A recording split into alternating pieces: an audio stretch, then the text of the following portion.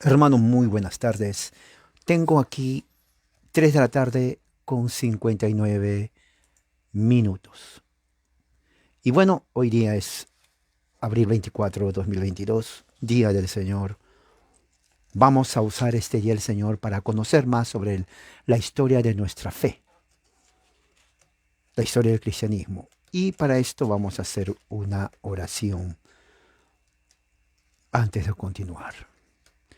Oremos, Padre, gracias Señor en esta tarde, cuando que vamos a estudiar acerca de cómo tú has actuado dentro de la historia. Ayúdanos, Padre Celestial, a entender más en el nombre de Jesús. Amén. Muy bien, entonces vamos a eh, continuar con el tema acerca del origen del evangelicalismo. Si usted es evangélico, esto le va a ayudar a usted. Usted que se cambió de la religión católica romana porque dice que ahí no se estudia la Biblia, el Papa, la misa y un montón de cosas, y se metió a una de estas iglesias evangélicas o pentecostales porque dice que ahí se estudian la Biblia y todo lo demás. Bueno, la pregunta es, ¿sabe usted el origen de eso? ¿Sabe el origen de las sectas evangélicas, de las pentecostales? ¿Cómo se inició? ¿De dónde viene? Mucha gente piensa que viene de Jerusalén. No, no viene de Jerusalén. Bueno, vamos a ir a las raíces. Ya empecé, este es otra, el tema de ahora tiene que ver con los líderes principales que tiene que ver que dio a luz origen a los evangélicos. Para 1700 no había evangélicos. Anótelo, escríbalo. Usted que es estudiante y le gusta conocer la historia, espero que sí, ¿no? Espero que sí. Para 1700 no había evangelicalismo. ¿Ok? Dios no necesitó de evangélicos ni de pentecostales, ni los necesita ahora para expandir su reino. Esa es la puritita verdad. ¿Ok? No necesita de eso. Nunca necesitó. Si lo hubiera necesitado, entonces hubiera Pedro o Pablo hubieran sido evangélicos o pentecostales. Pero no lo fueron. Así, de simple, no lo fueron. Y no fueron hasta siglos después. Eso escríbalo, porque esa es la razón por la cual hay mucha ignorancia en Latinoamérica, México, Centroamérica y Sudamérica. Cantidad, millones de ignorantes en cuanto a esto. Y es una vergüenza ser ignorante, sinceramente. Para 1800 no había evangélicos ni pentecostales tampoco. Pero sí estaban las raíces. Y número tres, no empezó en México, no empezó en Centroamérica ni en Sudamérica.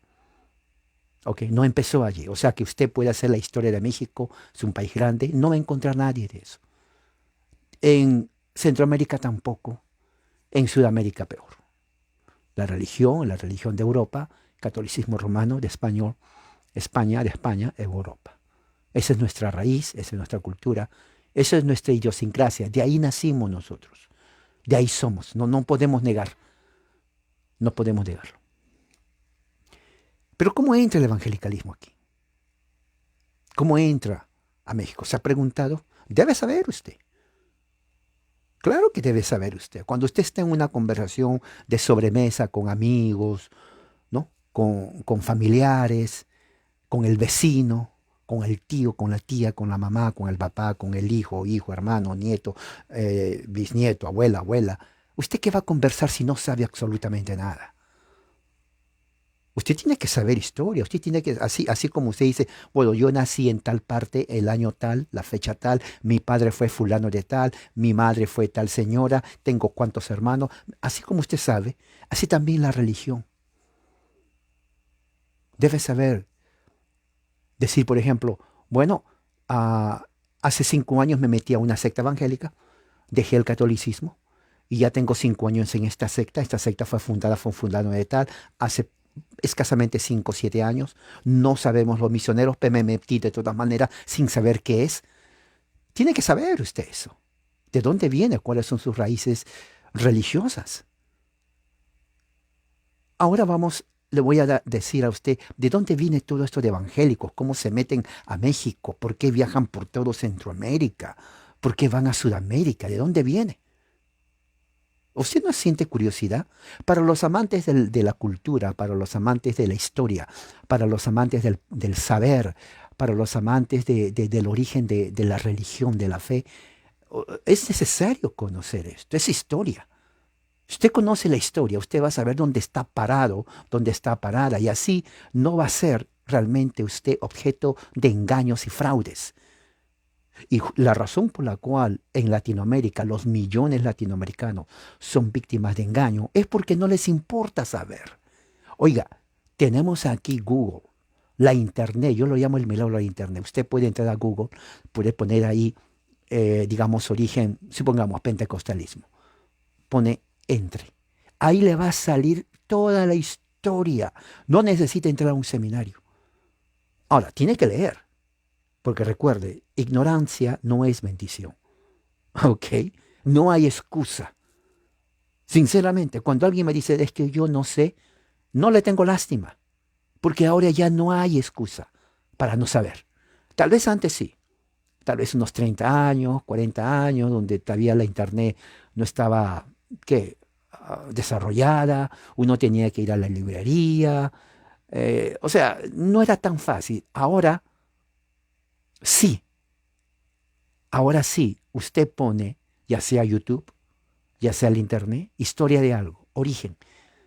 Y ahí le va a salir cantidad de información. ¿Me entiende?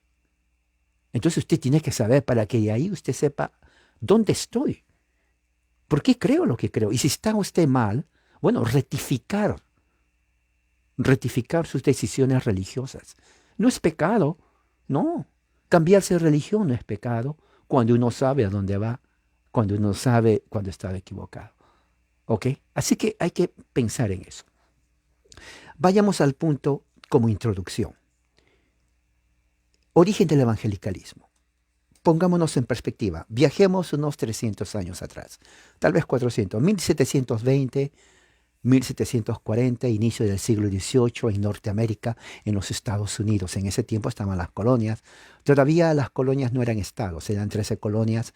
La independencia de Estados Unidos del poder político de Gran Bretaña es en 1776, se declara la independencia el 4 de julio, ¿no? De el control político económico sobre las colonias americanas cuando pelean contra Gran Bretaña.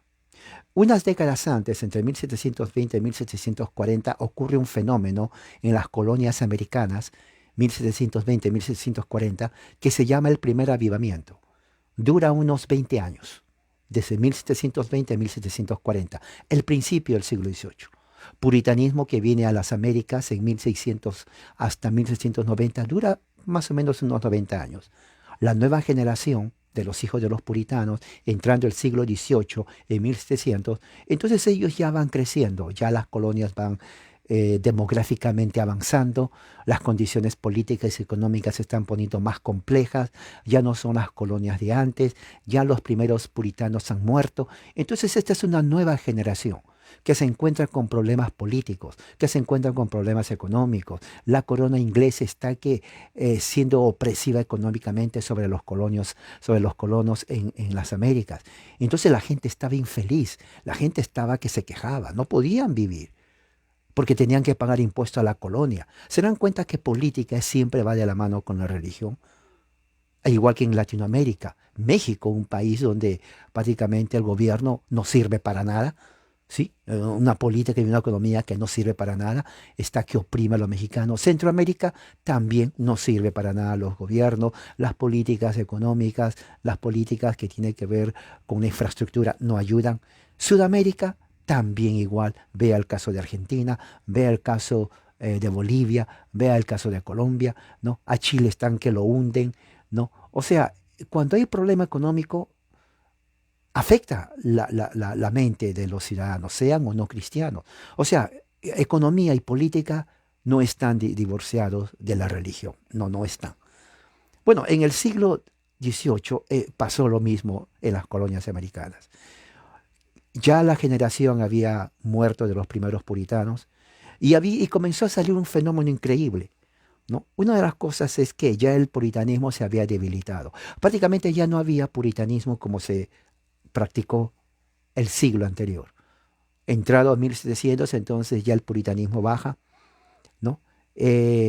La, ah, el amor o la devoción a la religión mengua, ya las personas están más preocupadas en cuanto a su prosperidad económica, a los problemas políticos que está pasando, y no está mal eso, porque uno tiene que ser consciente de lo que está pasando en el país de uno.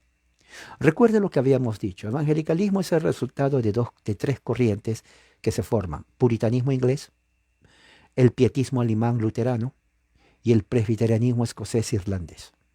Estas tres corrientes principales que se unen dentro de lo que se llama el primer avivamiento es lo que da lugar a lo que décadas después se desarrolla y se institucionaliza en 1940 llamado evangelicalismo.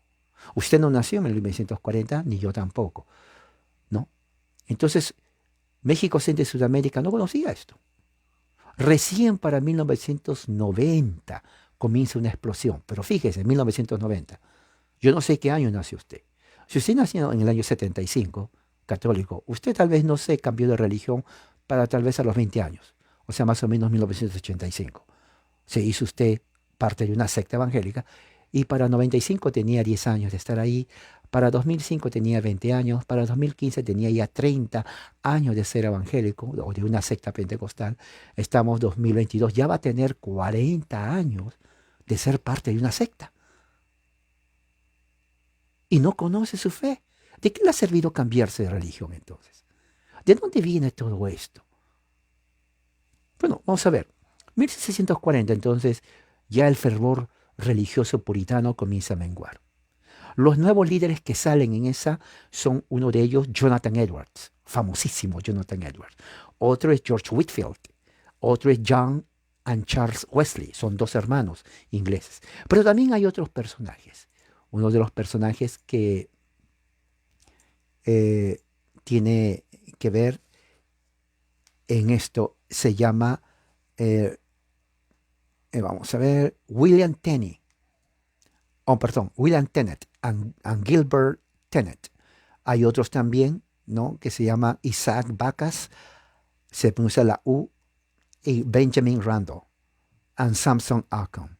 Entonces, todas estas personas, todos estos uh, personajes son los que dan lugar a lo que se llama el primer avivamiento.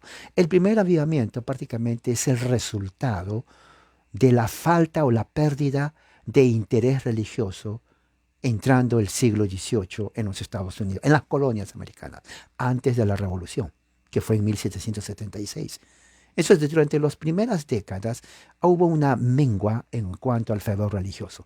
Ya se estaba perdiendo el espíritu puritano, pristino, puro, original del siglo anterior.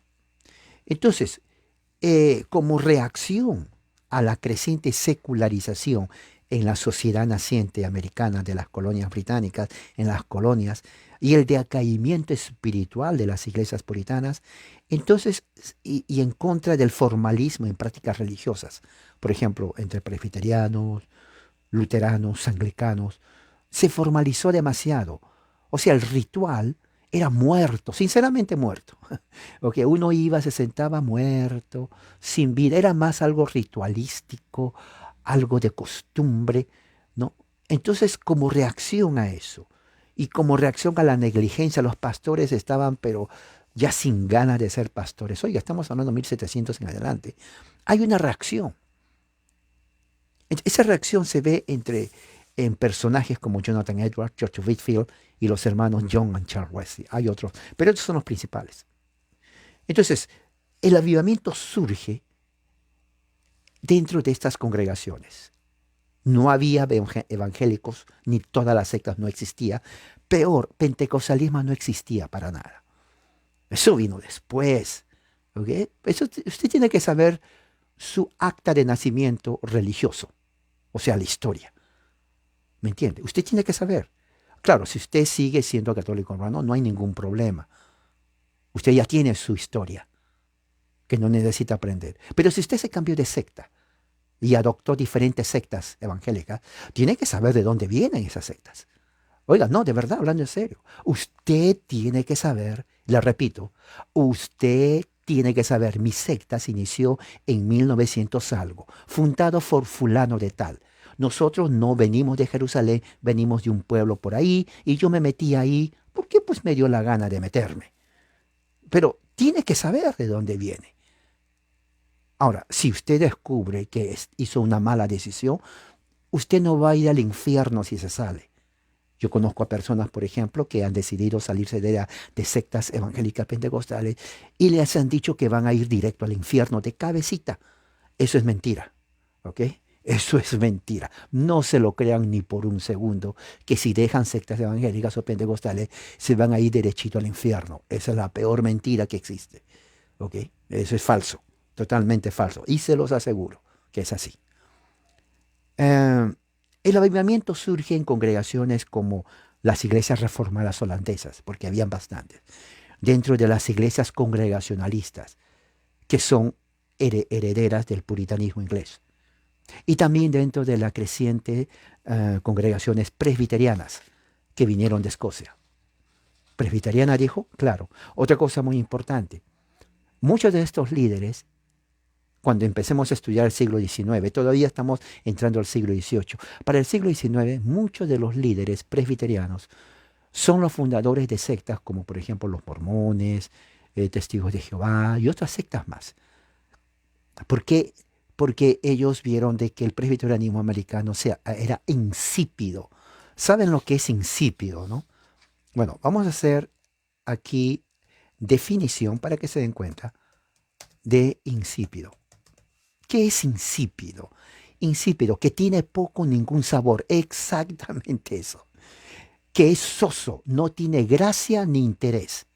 Así era el presbiterianismo. Una religión presbiteriana sosa, sin interés, sin gracia, sin sabor, desabrida, insustancial, insulsa, desaborida, soso. Todos son antónimos, sinónimos, ¿ok? Entonces, ¿qué es lo que está pasando? Que todo eso hace que la gente en el siglo XVIII deje el presbiterianismo. Sí, dejaron el presbiterianismo, dejaron el puritanismo, porque también se hizo desabrido, se hizo insustancial, se hizo insulso, se hizo desaborido, se hizo soso, ¿ok? Ah, falta de sabor, perdió toda sustancia, toda viveza, toda falta de vida intrínseca en la religión, perdió todo. ¿Se dan cuenta ahora entonces por qué el evangelicalismo comienza a surgir poco a poco? Bueno, sigamos. Entonces, mirando todo esto, entonces surgen personajes que responden a la necesidad de la gente en el siglo XVIII. La gente estaba buscando, ¿no? La gente tenía que encontrar algo en donde puedan ellos eh, encontrar sentido a su vida. Vamos a hablar de uno de los personajes más importantes. Hubo varios, pero este es el que está el número uno. En todo, en la religión americana, cultura de los Estados Unidos, en teología, en literatura, hasta en ciencia. Nada más y nada menos. El famoso, popular, conocidísimo y supremo personaje, Jonathan Edwards. De veras, no estoy exagerando. Le recomiendo que después de esto, por favor, lea la biografía de Jonathan Edwards, porque eso va a explicar mucho de lo que conocemos hoy como evangelicalismo. Aunque él nunca fue evangélico, él fue puritano, uno de los pocos, y nada en ese primer siglo era evangélico. Ellos ponen las bases para que en el siglo XIX comience a surgir con otros personajes, pero todavía no vamos a ir al siglo XIX. Vamos a quedarnos en el siglo XVIII. ¿Qué les parece? Amantes de la cultura y del saber religioso. ¿Qué es lo que pasa? ¿Quién es Jonathan Edwards? Fue un predicador puritano de Massachusetts, en la ciudad de Northampton, ¿no? Jonathan Edwards defendió el pensamiento y la teología calvinista tradicional. Él defendió la teología calvinista, ¿no? Y él siempre estuvo enseñando la soberanía de Dios sobre todo aspecto. Era un ávido lector de Juan Calvino, era un ávido lector de teología, fue una persona prodigia intelectualmente, Se devoraba libros de teología, se devoró la Biblia. Era una persona muy seria en cuanto a su fe, a la religión. ¿Ok? Él no estaba jugando con sectas. No había, recuerde, voy a estar enfatizando pensamientos durante mi estudio, porque quiero que este se quede bien en la psique, aquí, dentro de la mente de ustedes. Porque ustedes, hay muchos que tienen miedo de decir que evangelicalismo es una secta. Yo no sé por qué tienen miedo. Si evangelicalismo no fuera una secta y nació con los apóstoles, oiga, no hay problema, pero Dios nunca necesitó evangélicos ni pentecostales para hacer su obra. No, no, no, es la puritita verdad. Nunca necesito. No los necesita ahora tampoco, ¿ok? No los necesita. Así que si a usted le dijeron otra cosa, déjeme decirle ahora, le han engañado.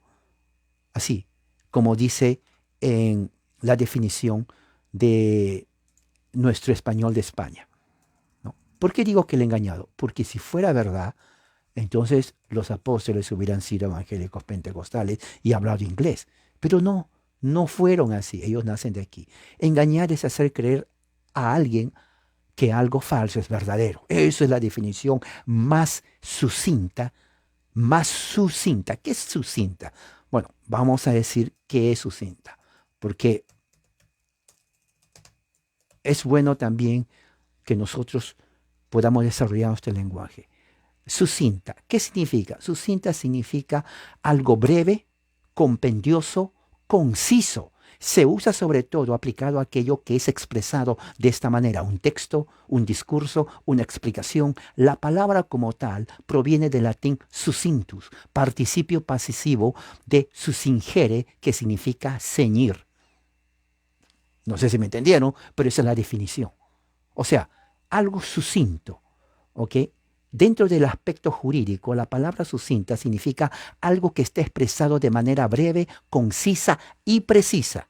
Y yo puedo aumentar y maciza. Quiere decir consolidado. Consolidado. Esa es la definición de sucinto. Entonces, cuando estamos hablando justamente de Jonathan Edwards, oiga, esta persona realmente era un gran teólogo. Él revolucionó la cultura norteamericana. Escuche bien esto. Usted está sabiendo historia que no lo van a encontrar en cualquier libro. Influenció la cultura norteamericana a través de la literatura. Desarrolló, formó, ¿no? Y al mismo tiempo modificó el cristianismo en Estados Unidos de tal forma que podríamos decir que él es el padre del cristianismo norteamericano en adelante. ¿Ok? Evangélicos desconocen que su religión es puramente de origen norteamericano del siglo XIX a través de Jonathan Edwards. Pero en ese tiempo no existía evangelicalismo, tampoco pentecostalismo. Eso viene después, ¿ok? Para los amigos que se metieron a estas sectas. Tiene que conocer su historia. Oiga, estoy enfatizando.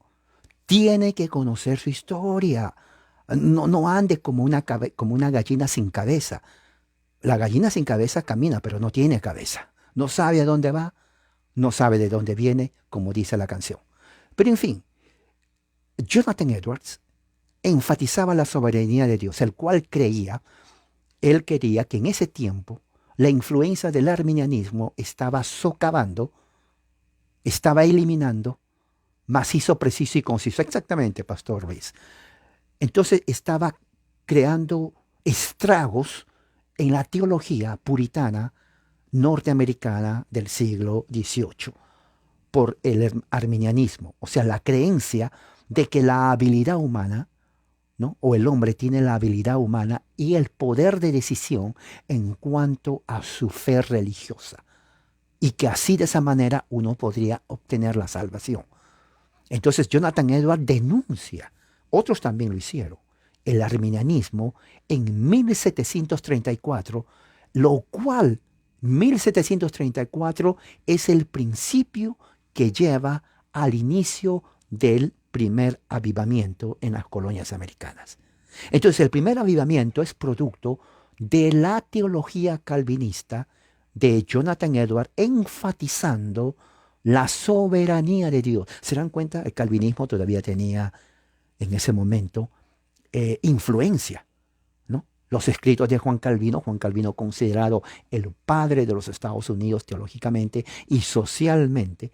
Entonces Jonathan Edwards, un ávido lector precoz, ¿no? Precoz, ¿qué significa precoz? Alguien me puede decir, hermano, yo no sé qué es precoz, lo escuché, pero ¿qué es precoz? Bueno, vamos a ver la definición de precoz, ¿no? Precoz, temprano, prematuro, anticipado, adelantado. Tal persona tiene cualidades intelectuales más desarrolladas, que se comporta de una forma más madura de lo que corresponde a su edad. Eso es la definición de una persona precoz. Precoz. Ok, entonces eso era Jonathan Edwards. Era un intelectual, teólogo precoz. Él comienza entonces a predicar, ¿no? Y su predicación lleva a lo que se llama el primer avivamiento. Él también, a partir de eso, defendía los avivamientos. ¿Qué es un avivamiento? Eran reuniones al aire libre, donde reunía miles de personas y predicaba. Claro, al aire libre significa en los bosques. Se reunía gente de todas partes al aire libre y predicaba fuerte. Tenía muchos detractores, muchos críticos, pero él decía que era necesario. Ahora, increíblemente, el estilo de Jonathan Edwards era calmado. eh, Su predicación más famosa que todas era Pecadores en las manos de un Dios enojado, de 1741. Eso fue que se expandió como llama en todas las colonias y produjo un fervor religioso, religioso, ¿no? En todas las colonias americanas.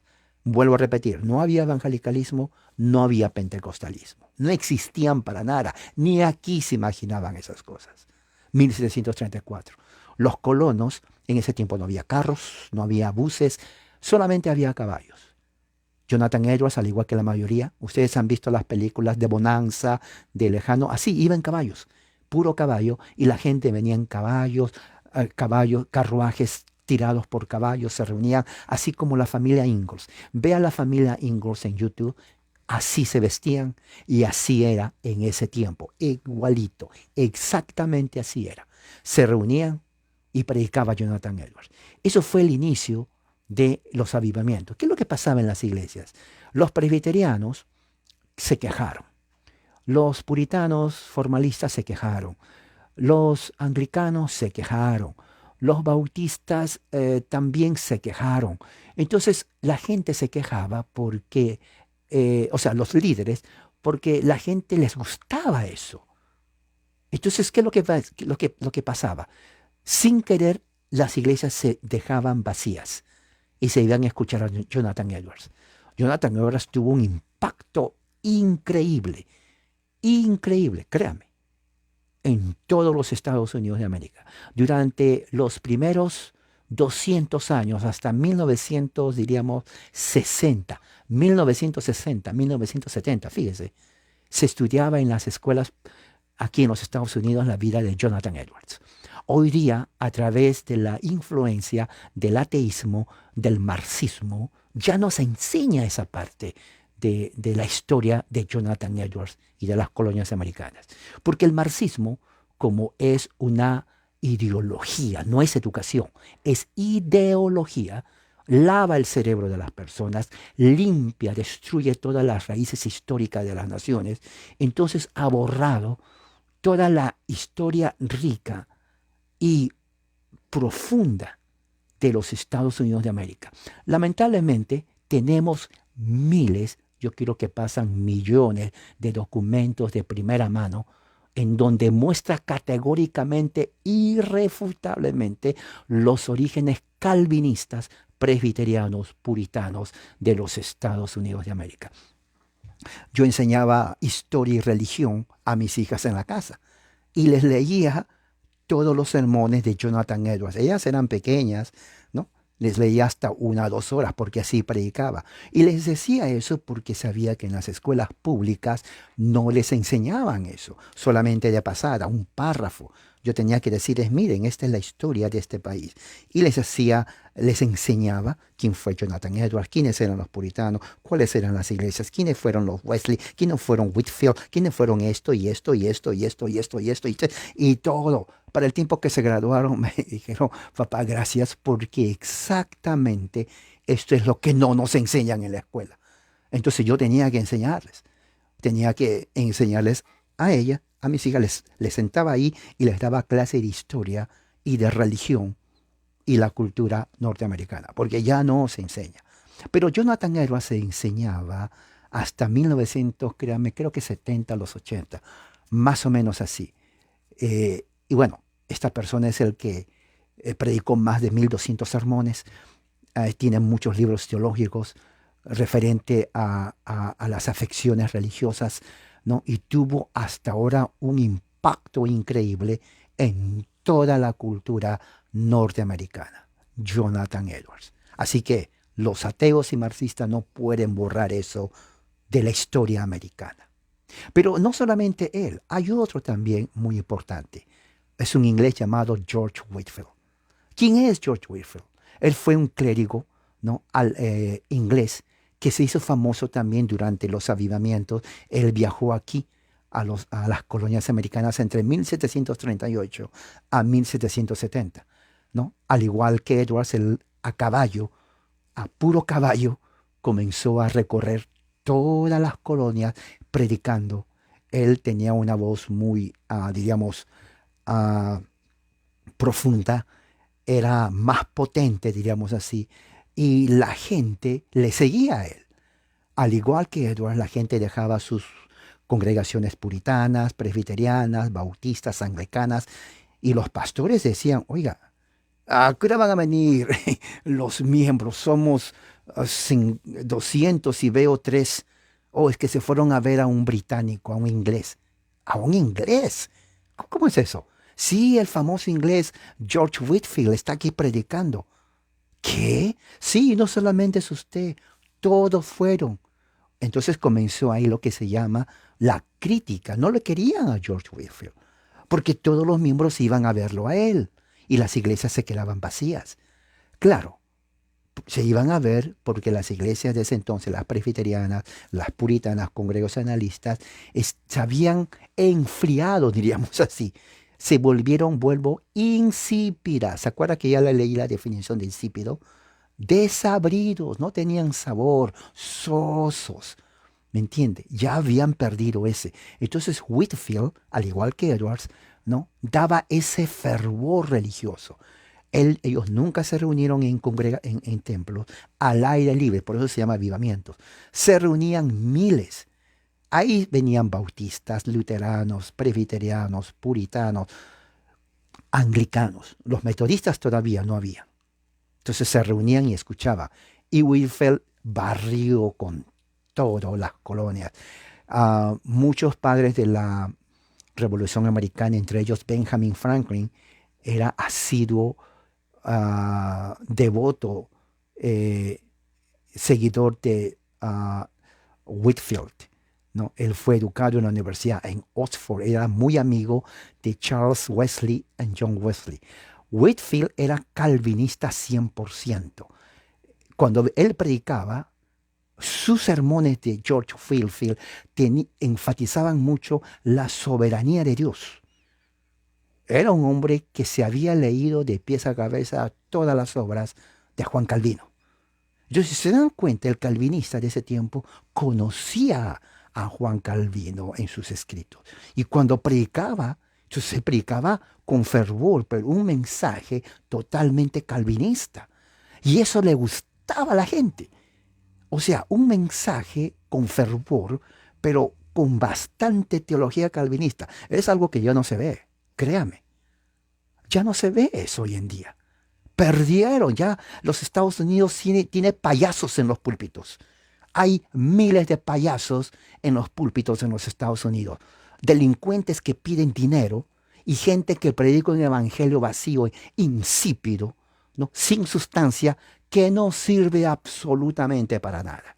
¿Se dan cuenta cómo ha habido una degradación en cuanto al mensaje pristino y puro de ese entonces? Entonces, hoy en día ya no es así. Ya no hay Wesleys, ya no hay Jonathan Edwards, ya no hay a los Wesley ni los demás predicadores. Ya esa generación murió. Lo que hay hoy en día solamente son payasos de circo que alimentan a mediocres en las iglesias evangélicas que no hacen ni siquiera cosquillas al diablo. Y es la puritita verdad. Así es. ¿Y qué es lo que sucede? Whitefield comenzó a predicar de 1739 a 1740. Él hizo un uso innovativo de las predicaciones al aire libre y realmente maximizó el número de gente que podía atender. O sea, él no decía no vengan. A él le gustaba que la gente se llene, todo el bosque, imagínense, todo el bosque de ese entonces estaba con gente, miles de personas le escuchaban. Yo no sé cómo haría, tal vez gritaba, tenía una voz potente, pero lo escuchaban todos, ¿ok? Y ahí no había de que no tengo carro. En su caballo, carros ah, que traían cantidad de gente. Eso está en los escritos, eso es historia. No había evangélicos, no había pentecostales. Entonces, su mensaje de él era el nuevo nacimiento. Tenían que nacer de nuevo. ¿Por qué el nuevo nacimiento? Porque ya para 1740 hubo un decline, recuerde, ya no había puritanismo. Los descendientes eran nuevas generaciones. Ya los padres pasaron y ellos estaban más interesados en bueno, había problemas económicos, políticos con la corona británica, iban a las universidades, ya estaba la Universidad de Princeton, la Universidad de Yale, la Universidad de Harvard. Entonces, las colonias, había una dinámica, un conflicto económico tremendo, un cambio cultural, religioso. ah, los presbiterianos no sabían qué hacer, crecían, ya estaba la línea escocesa presbiteriana, la línea escocesa norteamericana, unos querían los pactos, unos querían los pactos, viene Whitefield y también Jonathan Edwards comienzan a predicar al aire libre, y la gente viene, no importa de qué denominación eres tú. Entonces la gente le gustaba eso. Entonces, ¿qué es lo que sucede? Eso trae como consecuencia la nueva religión que se conoce 100 años después como evangelicalismo. Ellos no estaban siendo evangélicos, ellos querían algo nuevo, porque las denominaciones entonces, presbiterianismo, puritanismo, se quedaron en una insipidez teológica. O sea, la gente dijo, sí, soy creyente, claro, soy de esta denominación, pero está muerto. En cierta medida es como que de ahí viene la frase entre pentecostales que dice, oh, esta iglesia está fría, ¿no? ¿No han escuchado? Oh, aquí falta fuego. Pero ¿de dónde viene eso? Esto viene de este tiempo. ¿Por qué? Porque los avivamientos o estos predicadores eran teólogos, ¿ok? No eran cualquier del vulgo. La diferencia está en que ellos no es que querían crear sectas. Lo que ellos querían es que la gente se interese en el cristianismo, en la religión cristiana. Pero lamentablemente, como sucede en todo movimiento, hubo divisiones y hubo divisiones serias. Una de las divisiones serias consiste en que los nuevos miembros y congregaciones se llamaban, en inglés se llama The Old Light and the New Light. Old Light significa Old antiguo, Light luz, la luz antigua. New Light significa New nuevo, Light luz, la nueva luz. Los de la antigua luz eran los, diríamos, conservadores, tradicionales, que estaban en contra de eso. Los de la nueva luz eran los modernos de ese tiempo, que estaban de acuerdo con los avivamientos, que las confesiones y los credos pasan en segundo lugar, que ya eso se ha tratado por más de 100 años y no resulta. Ahora queremos algo diferente. Ahora queremos algo donde haya vibración, donde el Espíritu Santo fluya, donde la gente esté ferviente de su fe. Entonces todo eso trajo como consecuencia que la decayente cultura de ese entonces comience a surgir otra vez. Comienza a surgir otra vez. Ya para 1750, 60, ya la nueva generación que había visto estos avivamientos comienza a ver la vida diferente. Comienza a ver que la religión, la fe cristiana en realidad no es muerta, sino que es ferviente. Eso tuvo consecuencias políticas, porque cuando George Washington forma su ejército para pelear contra la corona británica y que da lugar a la independencia de Estados Unidos el 4 de julio de 1776, todo su ejército de George Washington estaba compuesto en su gran mayoría de presbiterianos, de puritanos y de bautistas, y también de los algunos católicos. ¿Me entiende? Entonces, ¿qué es lo que sucede? Lo que sucede es tan que eh, los, la nueva generación ve que religión no está divorciada de la política, sino que es parte de eso. La independencia de Estados Unidos es gracias, bueno, diríamos así, a la intervención de todos los presbiterianos y de todos los puritanos y bautistas que pelearon por la independencia de Estados Unidos contra la corona británica, porque ellos no querían que las nuevas colonias sean como lo sucedió en Europa. Entonces todo eso fue gracias a las predicaciones de todos los eh, ah, ah, predicadores de, de ese entonces. No sé si me está entendiendo, pero es lo que la historia dice. ¿Ok? Otro gran predicador fue el presbiteriano George Tennant. George Tennant ah, fue un presbiteriano, amigo de Jonathan Edwards, amigo de George Whitefield, y él fue presbiteriano. Él prácticamente peleó con su denominación presbiteriana porque la denominación presbiteriana cayó diríamos, en un estado de estupor religioso. Volvemos al mismo punto, insípido. El ritualismo mató. Todo esto del gran avivamiento es reacción a la liturgia muerta, a lo insípido. Entonces la gente ya estaba cansado de eso. Entonces George Tennant realmente se peleó con muchos presbiterianos, se dividió la luz antigua de la luz nueva, digamos, en cuanto a los conservadores y los modernistas, pero no modernistas en teología, sino en liturgia, diríamos así. Ya no estaban confinados en que, bueno, yo soy presbiteriano y no tengo comunión con el otro. No, sino que somos presbiterianos, pero eso no nos impide tener comunión con otros hermanos. Tampoco era liberalismo ni ecumenismo, porque hay que hacer la diferencia. Muchos dicen, bueno, entonces se fueron liberales. No, no fueron liberales. En realidad también eran conservadores, pero no eran formalistas. Yo creo que la palabra más que conservador es formalista. No eran formalistas, eran informales, esa es la palabra, pero eran conservadores porque nunca negaron las doctrinas de la Biblia, nunca.